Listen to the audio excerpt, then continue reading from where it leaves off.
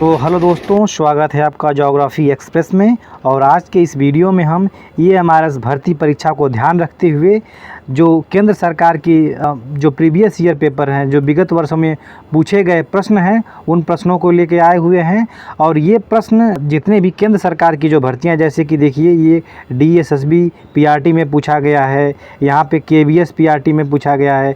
इसके अलावा यहाँ देखेंगे तो NBS TGT में जो फिज़िक्स में ये पूछा गया है। तो इस तरह से जो प्रीवियस ईयर पेपर हैं, और ये सब्जेक्ट क्या है हमारा, ज्योग्राफ़ी। आज का सब्जेक्ट है ज्योग्राफ़ी। तो इस ज्योग्राफ़ी सब्जेक्ट से संबंधित जितने भी क्वेश्चन हैं उन सभी की चर्चा करेंगे। और इसमें कुल मिलाकर लगभग 100 प्रश्न के आसपास आपको मिल जाएंगे। तो प्लीज़ इस वीडियो को देखिए। जो आपको EMRS भर्ती का जो GS का सेक्शन आएगा, जिसमें 10 प्रश्न होंगे, तो वो आपको काम देगा। इसमें से कोई ना कोई प्रश्न ज़रूर आएगा। तो चलिए शुरू करते हैं अपने इस सीरीज़ को। पहला प्रश्न है, यहाँ पे भरना है, चट्टान या धातु के बड़े टुकड़े हैं जो ज़्यादातर मंगल और बृहस्पति के बीच सूर्य की परिक्रमा करते हुए पाए जाते हैं। तो ये क्षुद्र ग्रह कहलाते हैं। इसके बाद फोबोस और डिमोस किसके 2 उपग्रह हैं? तो ये हैं मंगल के 2 चंद्रमा हैं, ये फोमोस और डिमोस। इसके बाद सौरमंडल का सबसे गर्म ग्रह कौन सा है? तो सौरमंडल का सबसे गर्म ग्रह कौन है? शुक्र है हमारा। फिर इसके बाद अपने अगले पॉइंट पे आते हैं, सौरमंडल का सबसे बड़ा ग्रह कौन सा है? तो ये है बृहस्पति। ठीक। भारत मानक समय ग्रीनविच मध्य समय से कितने आगे है? तो कितना आगे है ये? 5.5 घंटे, यानी 5 घंटे 30 मिनट आगे है। इसके बाद अपने अगले पॉइंट पे चलते हैं। और इसके बाद लिखा है कि उष्णकटिबंधीय इन अक्षांशों के बीच पाया जाता है। तो उष्णकटिबंधीय किन अक्षांशों के बीच पाया जाता है? तो ये पाया जाता है 23.5 डिग्री उत्तरी अक्षांश से लेकर के 23.5 डिग्री दक्षिणी अक्षांश के मध्य हमारा उष्णकटिबंधीय यानी ट्रॉपिकल क्षेत्र पाया जाता है। इसके बाद इसे भारत के मानक देशांतर के रूप में जाना जाता है। तो किसे भारत के मानक देशांतर के रूप में जाना जाता है? तो 82.5 डिग्री को, 82.5 डिग्री पूर्व जो देशांतर रेखा है उसको हम भारत का मानक देशांतर, यानी जो हमारी तिथि रेखा है, भारत की मानक समय रेखा है, उसको हम 82.5 डिग्री देशांतर को निर्धारित करते हैं। और जो कि मिर्ज़ापुर से होकर गुजरती है और कुल 5 राज्यों से होकर गुजरती है। इसको भी याद रखिएगा, भारत के कुल 5 राज्यों से। देशांतर कोणीय दूरी को मापता है जिसको पृथ्वी की सतह पर बिंदुओं की डिग्रियों में व्यक्त किया जाता है। तो क्या है इसका उत्तर? आदि रेखांश के पूर्व तथा पश्चिम। ठीक। इसके बाद अपने अगले प्रश्न पे चलते हैं। इनमें से इस खाड़ी से होकर अंतर्राष्ट्रीय तिथि रेखा गुजरती है। तो बेरिंग खाड़ी से। ठीक। 2 देशांतर रेखाओं के बीच समयांतराल कितने का होता है? तो 4 मिनट का होता है। 2 देशांतर रेखाओं के बीच समयांतराल की बात कर रहा है। इसके बाद अपने अगले प्रश्न पे आते हैं। सबसे बड़ा बसा हुआ नदी द्वीप किस नदी पर स्थित है? तो ये है ब्रह्मपुत्र नदी पर स्थित है। और वो कौन सा द्वीप है? माजुली द्वीप है। ये 3 परीक्षाओं में पूछा जा चुका है। तो हमारा अगला पॉइंट है, इंग्लिश चैनल को अलग करता है। किसको अलग करता है इंग्लिश चैनल? फ्रांस की उत्तरी सीमा को और इंग्लैंड की दक्षिणी सीमा को इंग्लिश चैनल अलग करता है। इसके बाद अगला पॉइंट, यह डेल्टा विश्व का सबसे बड़ा डेल्टा है। यह बांग्लादेश और भारत के दक्षिण एशिया में है। तो कौन सा डेल्टा है? गंगा की डेल्टा की बात हो रही है। भारत का एकमात्र सक्रिय ज्वालामुखी द्वीप कौन सा है? तो वो है बैरन द्वीप। याद रखिएगा, बैरन द्वीप है। और बैरन द्वीप के अलावा ये अंडमान निकोबार पड़ता है। इसके अलावा एक नारकोंडम द्वीप है जो सुषुप्त ज्वालामुखी का उदाहरण है। इसके बाद विश्व का सबसे बड़ा कोरल रीफ तंत्र कौन सा है? तो ग्रेट बैरियर रीफ। कहाँ पड़ता है ये? ऑस्ट्रेलिया के पूर्वी तट पर, उत्तर पूर्वी तट पर पड़ता है। इसके बाद हिंद महासागर का सबसे गहरा बिंदु इस स्थान पर स्थित है। तो हिंद महासागर का सबसे गहरा पॉइंट है जावा ट्रेंच। ठीक। इसके बाद अपने अगले बिंदु पर चलते हैं। हमारा अगला पॉइंट है, पूर्वी घाट का सर्वोच्च शिखर है कौन सा है? तो महेंद्रगिरी। ये है उड़ीसा में। यह दर्रा कुल्लू घाटी को हिमाचल प्रदेश, भारत की लाहौल और स्पीति घाटी को जोड़ता है तो यह है रोहतांग दर्रा, इसको याद रखिएगा। उत्तर से दक्षिण की ओर पश्चिमी घाट की पहाड़ियों को व्यवस्थित कीजिए, तो व्यवस्थित कीजिए सिंधुदुर्ग, कुद्रेमुख, खूंटी, मन्नार, ये जो उत्तर से दक्षिण का हमारा क्रम है इस तरह से। इसके बाद अपने अगले पॉइंट पे, सिंधु और गंगा नदी घाटियों के बीच जल विभाजक की भांति क्या कार्य करता है, तो अरावली जो श्रेणी है वो सिंधु और गंगा के बीच जल विभाजक का कार्य करती है। महानदी का उद्गम इस राज्य में है, तो किस राज्य में है, छत्तीसगढ़ में है। इसके बाद अलकनंदा नदी भारत की भागीरथी नदी में यहाँ मिलती है, तो कहाँ मिलती है भागीरथी नदी में, देवप्रयाग में मिल जाती है। इस नदी को लाल नदी भी कहा जाता है, तो ब्रह्मपुत्र नदी को लाल नदी भी कहा जाता है। सरदार सरोवर बांध गुजरात में बनाया गया है। कौन सी झील खारे पानी की झील है, तो ये है सांभर झील।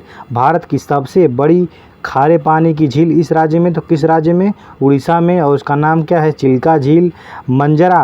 मंजरा इस नदी की सहायक नदी है, तो किसकी सहायक नदी है, गोदावरी की। इसके अलावा वेनगंगा, पेनगंगा, प्राणहिता, ये सब इसी की सहायक नदी है। जास्कर की सहायक नदी किसकी सहायक नदी है, तो सिंधु नदी की सहायक जास्कर है, इसके बाएं तट से मिलती है। इसके अलावा श्योक है और गलगीत भी सिंधु की सहायक नदियां हैं। भीमा नदी की सहायक नदी है कृष्णा है, याद रखिएगा। इसके बाद भारत की सबसे बड़ी ताज़े पानी की झील कौन सी है, वुलर झील है। इसके बाद अगला पॉइंट, शिव समुद्रम द्वीप है जिसका निर्माण इस नदी द्वारा किया गया, तो किस नदी द्वारा, कावेरी नदी द्वारा शिव समुद्रम, और बांध भी कावेरी नदी पर है शिव समुद्रम बांध। दिल्ली में बहने वाली मुख्य नदी का क्या नाम है, तो यमुना है। तिब्बत में ब्रह्मपुत्र नदी को इस नाम से जाना जाता है, तो किस नाम से, सांगपो नाम से जाना जाता है तिब्बत में ब्रह्मपुत्र नदी को। इसके बाद अपने अगले पॉइंट पे चलते हैं। भारत में इस राज्य में ज़्यादातर मरुस्थलीय मृदा हैं, तो किस राज्य में, राजस्थान में। भारत में प्याज उत्पादन में सर्वाधिक हिस्सेदारी किसकी है, महाराष्ट्र की है, वर्तमान में भी यही है। और भारत का वह क्षेत्र अपनी वर्षा का अधिकांश भाग उत्तर पूर्वी मानसून से प्राप्त करता है, तो वह कौन सा क्षेत्र है, कोरोमंडल और रायलसीमा तट जो है किससे प्राप्त करता है, अपनी वर्षा का उत्तर पूर्वी मानसून से प्राप्त करता है। हमारा अगला पॉइंट है, दिन में 2 बार नियम से महासागरीय जल का उठना एवं गिरना क्या कहलाता है, तो ज्वार भाटा कहलाता है। आंतरिक हिमालय की औसत ऊंचाई कितनी है, तो ये है 6000 मीटर। फिर इसके बाद पृथ्वी का ठोस भाग जिस पर हम रहते हैं इसे क्या कहते हैं, स्थल मंडल या फिर भूपर्पटी। इसके बाद अपने अगले पॉइंट पे आते हैं। फिर हमारा यह नदी चीन, कौन सी नदी, ब्रह्मपुत्र नदी, भारत और बांग्लादेश से होकर बहती है। वायुमंडल में पाए जाने वाले नाइट्रोजन गैस के उचित प्रतिशत कितना है, तो 78% है। बहुत ज़्यादा टफ क्वेश्चन नहीं पूछे गए हैं इस सब में। उत्तर पूर्वी तंजानिया में इस सक्रिय ज्वालामुखी में विस्फोट के आसन्न लक्षण दिखाई दे रहे हैं, तो माउंटेन ऑफ गॉड, ठीक, दुनिया की छत कहा जाता है, तो पामीर को कहा जाता है। वह जमा राशि जो अंडे की टोकरी, ये ड्रमलिन है, यह निक्षेप जनित आकृत है और ये हिमानी निक्षेप है अंडे की टोकरी, इसको याद रखिएगा। हिमोड़ निर्मित होते हैं, तो हिमोड़ निर्मित होते हैं ग्लेशियर क्षेत्र में। विश्व की सबसे पुरानी और साफ पानी की सबसे गहरी झील कौन सी है, बैकाल झील है विश्व की सबसे गहरी झील। इसके बाद 2 सागरों को जोड़ने वाले जल विभाजक के एक संकीर्ण खंड को क्या कहा जाता है, स्ट्रेट बोलते हैं, जल संधि बोलते हैं। और पृथ्वी के वायुमंडल में स्थित ओजोन स्तर नियंत्रित करता है, तो पराबैंगनी विकिरण को ये नियंत्रित करता है। इसके बाद विश्व का सबसे बड़ा मरुस्थल है, तो विश्व का सबसे बड़ा मरुस्थल कौन सा है, सहारा मरुस्थल है। और के कॉक्स बाजार में दुनिया का सबसे लंबा प्राकृतिक समुद्री तट है, तो ये है बंगाल। इसके बाद अपने अगले पॉइंट पे, अफ्रीका महादेश का सबसे ऊंचा माउंट किलीमंजारो देश में स्थित है, तो किस देश में है, तंजानिया में है माउंट किलीमंजारो, जो कि साउथ अफ्रीका महाद्वीप का सबसे ऊंचा है।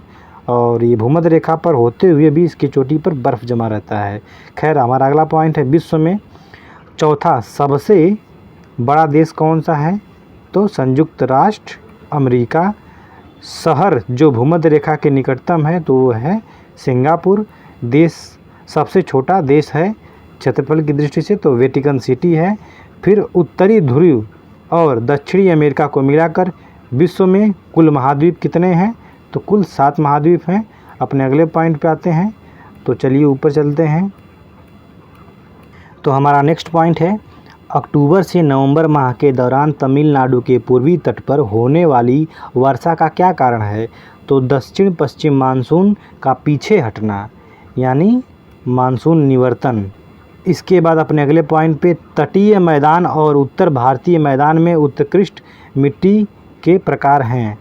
तो उत्कृष्ट मिट्टी जलोढ़ मिट्टी पाई जाती है। इसके बाद हमारा अगला पॉइंट है, इस क्षेत्र की मृदा का निर्माण ज्वालामुखी शैल असिताश्म के अपक्षय द्वारा होता है। तो दक्कन का पठार की बात हो रही है। इसके बाद अगला पॉइंट, इस भारतीय राज्य में कॉफ़ी का उत्पादन सबसे अधिक होता है। तो कर्नाटक में होता है। झूमिंग एक प्रकार है। तो स्थानांतरीय कृषि का शिफ्टिंग कल्टीवेशन और भारत की श्वेत क्रांति के लिए अग्रसर माना जाता है। तो वर्गीज कुरियन और ओंकारेश्वर योजना इस नदी से संबंधित है। किससे? नर्मदा से संबंधित है ओंकारेश्वर। और हीराकुंड का संबंध किससे है? तो महानदी से है। भारत में यूरेनियम का सबसे बड़ा उत्पादक राज्य आंध्र प्रदेश, DSSB PRT वगैरह में पूछा गया है।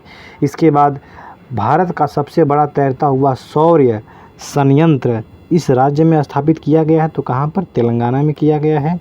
इसके अलावा जादूगोड़ा किसके लिए जाना जाता है? तो जादूगोड़ा यूरेनियम की खान है और ये झारखंड में है। इसके अलावा अगला पॉइंट है हमारा, दुनिया के सबसे पहले थर्मल बैटरी संयंत्र का अनावरण इस राज्य में हुआ। तो किस राज्य में हुआ? आंध्र प्रदेश में हुआ था। इसके बाद तटीय तमिलनाडु में स्थित कुडनकुलम बिजली संयंत्र जो है भारत में मेगावाट बिजली पैदा करता है। तो कितना? 1000 मेगावाट बिजली कुडनकुलम, याद रखिएगा, तमिलनाडु में है। Korba super thermal power, Korba super thermal power स्थित है छत्तीसगढ़ में। ठीक, किसको याद रखिएगा। छत्तीसगढ़ में लौह और इस्पात का कारखाना कहाँ स्थित है? तो ये है भिलाई में स्थित है। इसके बाद हमारा अगला पॉइंट है, इस राज्य में लौह धातुओं जैसे जस्ता और तांबा के भंडार पाए जाते हैं। तो राजस्थान में। ठीक, इसको याद रखिएगा। यह कौन सा लौह अयस्क के प्रकार हैं? तो कौन सा? इसमें लिखा है हेमेटाइट, मैग्नेटाइट, सीडेराइट, लिमोनाइट, ये प्रकार होते हैं इसके। अफ्रीकी महाद्वीप में सबसे बड़ी अर्थव्यवस्था है दक्षिण अफ्रीका की सबसे बड़ी अर्थव्यवस्था है। विश्व में सर्वाधिक सोना उत्पादित करता है। तो कौन करता है? चीन करता है। ये चीन कट गया है यहाँ पे मेरे PDF में, ये क्योंकि बटन आ जा रही इसलिए थोड़ा इसको देखने नहीं दे रहा है। उष्णकटिबंधीय प्रशांत महासागर में समुद्र सतह पर तापमान लंबी अवधि के लिए समान स्तर से ऊपर बने रहने पर वाले नियम जलवायु पैटर्न का नाम बताएं। तो एल नीनो जब आता है तो हमारा जो पूर्वी प्रशांत महासागर है उसका जल सामान्य सतह से गर्म हो जाता है अधिक। तो एल नीनो की स्थिति होती है। इसके बाद सीढ़ीदार खेती क्षेत्रों में की जाती है। तो पहाड़ी ढलानों में की जाती है।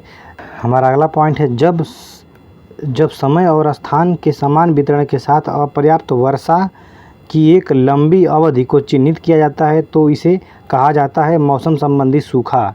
ठीक, मैंग्रोव जो तटीय जल में उगते हैं उन्हें किस रूप में जाना जाता है? तो हैलोफाइट। यहाँ पे होगा हैलोफाइट, जो कट गया है, मैंने बता दिया, इसमें मिस्टेक हो गई है। एक हरिकेन एक है, क्या है? तो उष्णकटिबंधीय चक्रवात प्रणाली है। यह रेखा सीमा भारत और पाकिस्तान को अलग करती है। तो रेड क्लिफ सीमा रेखा। आप बस केवल प्रश्नों को प्रकार को देख लीजिए किस तरह पूछा जा रहा है, बाकी अब मैं जो नहीं दिख रहा उसको बता ही दे रहा हूँ।